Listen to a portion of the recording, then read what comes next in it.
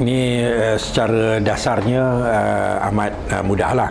Iaitu kerajaan yang berkuasa, dia boleh tentukan masa bila nak dibubarkan parlimen untuk diadakan pilihan raya umum, ya. Tu kalau tak berlaku langkah Sheraton dan sebagainya lah, tebuk atap dan sebagainya. Secara umumnya kerajaan yang berkuasa dia menentukan tarikh, dan bila dia nak tentukan, dia akan pilih masa yang dia merasakan akan menjamin kemenangan bagi dirinya. Ya, so dia tengok dia punya suasana, dia punya keadaan ekonomi, keadaan masyarakat, pandangan masyarakat, approval rating, dia hantar pihak-pihak swasta untuk membuat kajian, buat survey, ya. SB pun ada laporan, military intelligence pun ada laporan. Bila dia dapati bahawa ini merupakan masa yang boleh menjamin kemenangan bagi dirinya, maka dia bubarkan parlimen dan dia namakan ataupun dia berikan arahan untuk diadakan pilihan raya dalam tempoh 60 hari selepas dibubar, ya. Selepas dibubar, kan? Dia akan pilih lah. So ini kelebihan bila kita menjadi kerajaan. So kita yang pilih masa dan waktu. Ya, bagi pembangkang kita tak boleh buat apa. Ya, kita mungkin kita boleh cabar-cabar ajalah. Ya, kita rasa sekarang ni kerajaan tak popular, lalu kita cabarlah, bubar, ya, buktikan bahawa masih ada sokongan daripada rakyat dan sebagainya. Tapi akhirnya kuasa adalah di tangan kerajaan. Bila dia nak bubar. Okey. Alright. Mana lah datang kalau snap election ni satu strategi? Ya. Kadang-kadang oleh kerana dia nampak pembangkang dalam keadaan yang kucak-kacir, maka dia cepat-cepat dia buat, dan dia nampak bahawa suasana menguntungkan dia dan rakyat menyokong dengan jelas, maka itulah masa untuk dilakukan snap election. Tetapi snap election pun bila dia bubar, dia masih serah kepada SPR.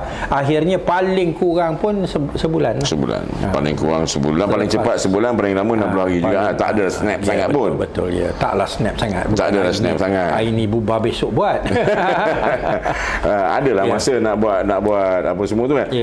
Pendapat Haji, macam Haji sebut tadi, snap elections ni berdasarkan keadaan pembangkang. Mungkin keadaan pembangkang kucak-kacir ke lemah ke. Pembangkang kita macam mana kan keadaannya sekarang? Sekarang ini kalau kita lihat pada Bersatu memang kucak-kacir lah keadaannya, dan hubungan di antara Bersatu dengan PAS pun tak semesra seperti dulu, ya. So kita merasakan memang mereka akan menghadapi masalah. Soal kewangan mereka pun sudah dapat dikawal, kerana banyak yang duit-duit yang berjuta-juta yang jumpa dalam rumah dan sebagainya dapat dikuasai kembali oleh kerajaan. Maka saya merasakan bahawa memang PRU16 ini tidak akan menjadi seteruk PRU 15. Seteruk, maksud Haji seteruk sehebat saingannya dalam arti kata kemenangan bagi PH dan perpaduan itu sekiranya bertanding atas nama perpaduan adalah lebih baik berbanding dengan PRU 15, ya, insya-Allah. Ya, kerana pihak pembangkang duit pun dah tak ada, kurang.